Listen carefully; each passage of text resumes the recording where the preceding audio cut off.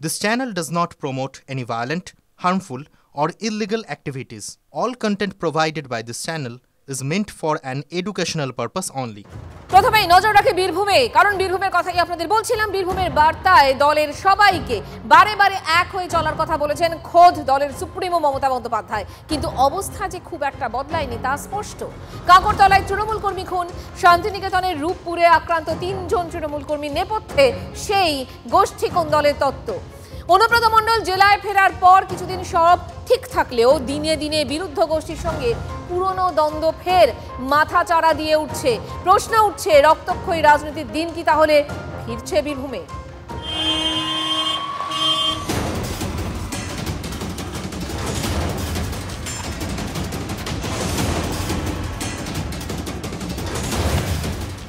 লালমাটির জেলায় ফের রক্তারক্তি, ফের উত্তপ্ত বীরভূমের কাকরতলা।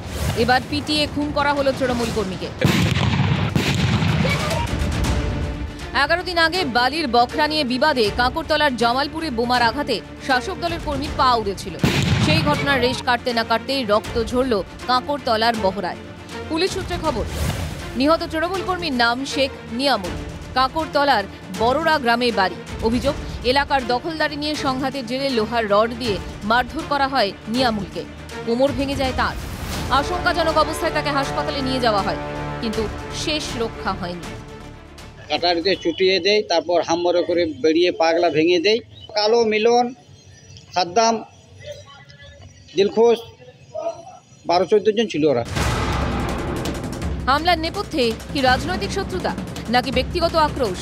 ঠিক কী কারণে খুন হতে হলো তৃণমূল কর্মীকে, এ নিয়ে উঠে আসছে একাধিক তত্ত্ব।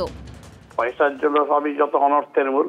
এলাকা দখল থাকলেই পয়সা আসবে, পয়সা আসলেই সম্পত্তি হবে। পালিটালি আমাদের এধারে চলেও না। বড়াতে লোয়ার গোদাম আছে, লোয়ার রেলগেলা কাটে, ওখানে ট্রাক লুট হয়, আর গ্রামে পুলিশ আসে, এই প্রতিবাদ করতে যায় তোমরা রেল চুরি করছো, এই নিয়ে ওর সঙ্গে দুশনি।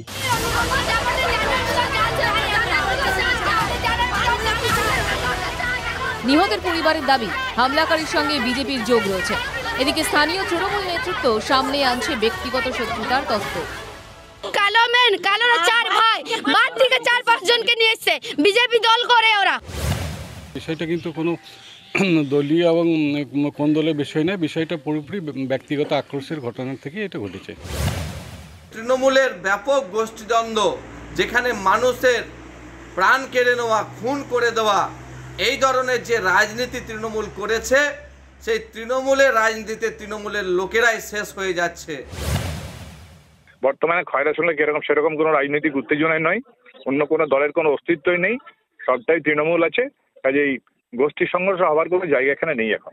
স্থানীয় সূত্রে খবর, নিহত তৃণমূল কর্মী শেখ নিয়ামুল অনুব্রত ঘনিষ্ঠ বলে পরিচিত খয়রাশোল ব্লক তৃণমূলের কোর কমিটির সদস্য উজ্জ্বল হক কাদেরির গোষ্ঠীর লোক।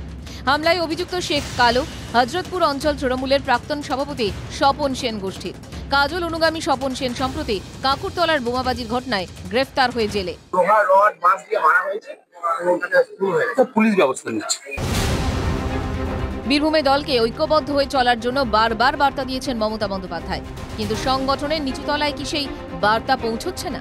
পর্যবেক্ষক মহলের বক্তব্য, অনুব্রত মণ্ডল জেলায় ফেরার পরে নানুর, কঙ্কালীতলা, কাকরতলা, দুবরাজপুর, সাঁইথিয়ার মতো জায়গায় তার গোষ্ঠীর সঙ্গে কাজল অনুগামীদের সংঘর্ষ বেড়েছে। এর মধ্যে কাকরতলা সবচেয়ে বেশি উত্তপ্ত। জামালপুরের পরে এবার বহরা। সেখানে তৃণমূল কর্মীকে খুনের ঘটনায় মামলা রুজু করে তদন্তে নেমেছে কাকরতলা থানার পুলিশ। হিমাদ্রি মণ্ডলের রিপোর্ট, TV9 বাংলা। তৃণমূলের সংঘাতে ফের রক্তাক্ত বীরভূম, এবার শান্তিনিকেতনে অশান্তি। শাসক সংঘর্ষে উত্তপ্ত রূপপুরের মোমিনপুর গ্রাম। অনুব্রত মণ্ডলের সঙ্গে দেখা করতে যাওয়ায় তৃণমূল কর্মীদের বেধড়ক মার ইট বৃষ্টি। ভাঙা হলো দোকানপাট। 3 অনুব্রত ঘনিষ্ঠ হাসপাতালে ভর্তি। হামলার অভিযোগ মন্ত্রী চন্দ্রনাথ ঘনিষ্ঠ বাবু দাসের অনুগামীদের বিরুদ্ধে। যদিও বাবু দাসের দাবি যে মিথ্যে অভিযোগ করা হচ্ছে, পারিবারিক বিবাদ, রাজনীতির সম্পর্ক নেই। বাবু দাসের যেসব সাঙ্গপাঙ্গরা আছে তারা কেষ্টদাকে দেখা করলে কেন রাগ হয় সেটা জানি না।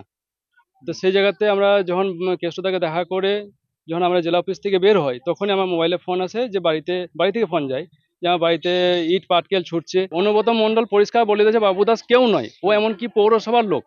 ও আমার অঞ্চলের উপর অঞ্চলের লোক নয়, কিন্তু ও এখানে তোলা আদায় করছে। তৃণমূল নেতা? ও তৃণমূল নেতাও নয়। কেষ্ট যখন বলেছে নেতা নয়, তখন নেতা নয়। আমি নেতা বলে কি জন্য মানবো? যিনি কেষ্টদা, শেষ কথা, যিনি কেষ্টদা বলেছে ও নেতা নয়, ও কেউ নয়। চোর বনাম চোর, এগুলো দেখুন, এগুলো তো কোনো রাজনৈতিক বিতর্ক নয়, রাজনৈতিক লড়াই নয়। এখানে মাল কামানোর লড়াই। তৃণমূলে গেছে যারা, চুরি করার জন্যই গেছে। এবার কে চুরিটা করবে তাই নিয়ে ওদের মধ্যে মারামারি হচ্ছে। এর সঙ্গে রাজনীতির কোনো সম্পর্ক নেই। এটা ক্রিমিনাল র্যাকেট, তারা ক্রাইম করছে। একটা রাজনৈতিক দল যখন সমস্ত দুষ্কৃতীদের হাতে চলে গেছে এবং মূল লক্ষ্যই হচ্ছে টাকা তোলা, তো সেখানে সকলকে দিয়ে না খাওয়া কিংবা 75-25-এর যেটা ঠিক করে দেওয়া আছে দলের মধ্যে কর্মসূচি, সেটা থেকে বিচ্যুত হলেই এ ধরনের বোমাগুলি চলবে। যেখানে টাকা সেখানেই তৃণমূল। না, সবাই তৃণমূলের অনুগামী, সবাই দিদির সোনার টুকরো ভাই। উনি যেভাবে খুঁজে খুঁজে এনে বিভিন্ন জায়গায় মালা ঘেঁথেছেন, তো একটা দুটো ফুল তার মধ্যে থেকে ছিঁড়ে মাঝে মধ্যে পড়ে যাচ্ছে, এটা নিয়েই সমস্যা। কখনো প্রকাশ্যে গুলি করে খুন করা হচ্ছে শাসক দলের নেতাকে, কখনো আবার পিকনিকে শূন্যে গুলি চালিয়ে উল্লাস। এর মাঝেই হাওড়ায় ফের শুট আউট। এবার লিলুয়ায় গুলিবিদ্ধ ব্যবসায়ী। বাইকে করে এসে ব্যবসায়ীকে গুলি করলো দুষ্কৃতীরা। সিসিটিভি ফুটেজ দেখে অপরাধীদের চিহ্নিত করার চেষ্টা করছে পুলিশ। কয়েকদিন আগেই হাওড়ায় গুলিবিদ্ধ হন চণ্ডীতলা থানার আইসি। সেই রেশ কাটতে না কাটতেই এবার হাওড়ার লিলুয়ায় গুলিবিদ্ধ ব্যবসায়ী। লিলুয়ার গোশালায় প্রমোটার রাজেশ সিংকে লক্ষ্য করে পরপর গুলি চালানো হয়েছে বলে অভিযোগ। আশঙ্কাজনক অবস্থায় তাকে উদ্ধার করে উত্তর হাওড়ার একটি বেসরকারি হাসপাতালে ভর্তি করা হয়। শারীরিক অবস্থার অবনতি হওয়ায় কলকাতার বেসরকারি হাসপাতালে স্থানান্তরিত করা হয়। 38/1 পাঠক বাড়ির সামনে ইন্দ্রধনুষ আবাসনের গেটের সামনে গুলি চলে। শুক্রবার সন্ধ্যায় ওই আবাসনের ভেতরে একটি জন্মদিনের পার্টি চলছিল। সেই সময় বাইরে থেকে ওই ব্যবসায়ীকে লক্ষ্য করে খুব কাছ থেকে গুলি করা হয় বলে অভিযোগ। তার পেটে গুলি লাগে বলে পুলিশ সূত্রে খবর। রাজেশ সিং যখন জন্মদিনের পার্টি অ্যাটেন্ড করার পর গেটের সামনে বেরিয়ে এইখানটা এসে দাঁড়ান, তখনই কিন্তু যেটা জানা যাচ্ছে যে লিলুয়ার এই সাইড থেকে, আমার ডান দিকের রাস্তা থেকে, এইখান থেকেই দুষ্কৃতীরা মোটর সাইকেলে চেপে তারা কিন্তু আসে এবং খুব কাছ থেকেই ওই রাজেশ সিংকে লক্ষ্য করে গুলি ছোড়া হয় এবং এই ঘটনায় গুরুতর আহত হয়ে লুটিয়ে পড়েন এখানে রাজেশ সিং। এই যে মোটর সাইকেল দেখা যাচ্ছে, এখানে কিন্তু এখনও রক্তের দাগ স্পষ্ট। গুলিয়ে গেছে, রক্ত থেকে পুরো একদম চান করে যাচ্ছে। এখানে জিজ্ঞেস করেছি তো উনি বলেছেন দুটো ছেলে ছিল বাইকে, মতো ওরাই মেরে গেছে। পুলিশ সূত্রে আরও জানা গিয়েছে যে পুরনো খুনের মামলায় জড়িয়েছিল এই রাজেশ সিং এর নাম। অসামাজিক কাজের সঙ্গেও তার নাম যুক্ত আছে। একসময় জেলও খেটেছিলেন এই রাজেশ সিং। সেই ঘটনার সঙ্গে এদিনের গুলি চালানোর ঘটনার যোগাযোগ আছে কিনা তা খতিয়ে দেখছে পুলিশ। 5-6 বছর ধরে যদিও সেরকম কোনো কেসে ইনভলভমেন্ট দেখা যায়নি, তার আগে তার বিভিন্ন কেস ছিল, বেশ কিছু আনসার্টেড কেস। স্বাভাবিকভাবেই প্রশ্ন উঠছে, কোথা থেকে আসছে এত গুলি বন্দুক? রাজ্যে আগ্নেয়াস্ত্রের বারবারন্ত নিয়ে আরও একবার সরব বিরোধীরা। উদ্ধার যেটা হচ্ছে সেটা তো ভাঙা রিভলভারও বলা যায় না, ওয়ান শটার। চারিদিক থেকে নাকি অস্ত্র উদ্ধার হচ্ছে। আর কাউন্সিলরদের দেখা যাচ্ছে, তার অনুগামীদের দেখা যাচ্ছে 9mm রিভলভার নিয়ে প্রকাশ্যে রাস্তায় করছে। এ বাংলায় ভয়ঙ্কর অবস্থা চলছে, ভয়ঙ্কর মানে ভয়ঙ্কর। বাংলার মুখ্যমন্ত্রী স্পিকটি নট করে বসে আছে, মুখ বন্ধ করে বসে আছে। রাজেশ সিং কিন্তু বর্তমানে লিলুয়ায় বেশ কয়েকটি ডেভেলপিংয়ের কাজ শুরু করেছিলেন। বর্তমানে তিনি কিন্তু শাসক দলের কিছুটা হলেও ঘনিষ্ঠ, এমনটাই জানা যাচ্ছে, এবং এই লিলুয়া অঞ্চলে প্রমোটারিংয়ের কাজ করে। এখন প্রশ্ন হচ্ছে, পুরনো কোনো শত্রুতার জেরে এই গুলি চললো, নাকি এর পেছনে রয়েছে রাজনৈতিক কোনো অভিসন্ধি? সব বিষয়টাই খতিয়ে দেখছে হাওড়া সিটি পুলিশের পদস্থ আধিকারিকরা। হাওড়া থেকে সুব্রত বন্দ্যোপাধ্যায়, TV9 বাংলা। বান্ধবী, রাতভর পার্টি, বেহিসাবি জীবনযাপনে শুধু নয়, হুগলির চণ্ডীতলার গুলিবিদ্ধ আইসিকে ঘিরে আরও বিতর্ক সামনে আসছে। আইসি জয়ন্ত পালের বিরুদ্ধে মাটি লুট, জুয়া, সাট্টায় মদত দেওয়ার মতো গুরুতর অভিযোগগুলো সামনে আসছে। জয়ন্ত নাকি দেশি পিস্তল থেকেই নিজের হাতে গুলি চালান। এখন প্রশ্ন হচ্ছে, একজন আইসি কিভাবে দেশি পিস্তল নিয়ে ঘোরেন? দারোগার কীর্তিকলাপ কি কিছুই জানতেন না ওপর মহলের কর্তারা? কেন তাহলে আইসির বিরুদ্ধে এতদিন কোনো ব্যবস্থা নেওয়া হয়নি?